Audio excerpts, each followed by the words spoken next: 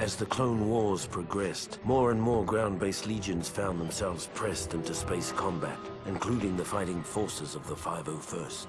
For months, every hour of our downtime was spent in the simulator, preparing for the time we would face our enemies from the cockpit of a 170. Finally, the day came to earn our wings.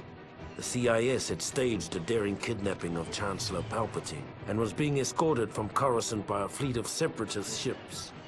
With only a few veteran pilots on planet, many of the 501st were pressed into service to drive off the Seps and buy time for a pair of Jedi Knights to rescue the Chancellor. In the waning months of the Clone Wars, the 501st faced missions critical to the agenda of Chancellor Palpatine. When we arrived at the bombed-out ruins of Megiddo, our Jedi commander believed we had been sent to take out a droid energy collector. What Ki-Adi-Mundi didn't know, however, was that our unit of the 501st was really after an experimental Megiddan power source that the Chancellor wanted for his super laser. Keeping Mundi in the dark wasn't easy.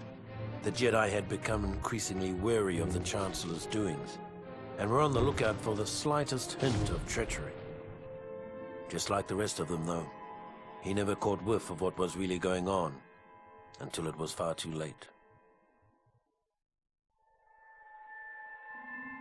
It's been said that the 501st got the best of the war.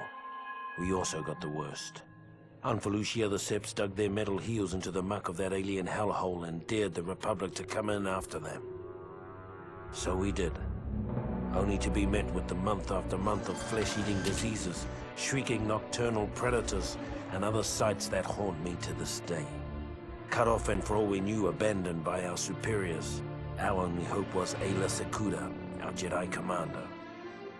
Without her iron will, none of us would have come out of that mess with our sanity or our lives.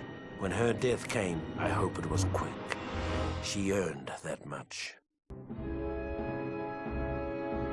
When the Separatists' invasion of Kashyyyk caught the Republic flat-footed, a detachment of the 501st was sent in to stop the bleeding until reinforcements could arrive. It was a textbook suicide mission, and we knew it.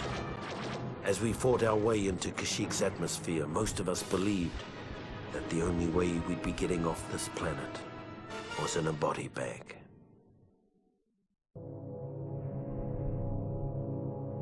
When we arrived on Kashyyyk, things were just as bad as we feared.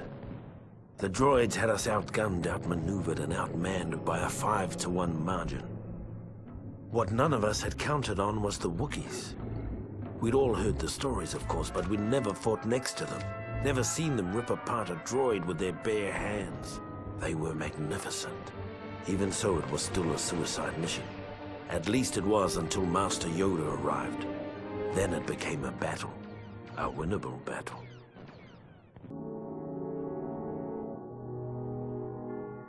In our bones, we knew the war was almost over. The galaxy held its breath, waiting to see which side would make the final, daring move.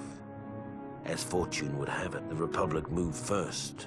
After the Chancellor informed the Jedi Council that General Grievous and the Sep leaders were hiding on Utapau, General Kenobi gathered an army large enough to capture 3 star systems. When the orders reached the 501st, our morale soared. For better or worse, this would be the beginning of the end.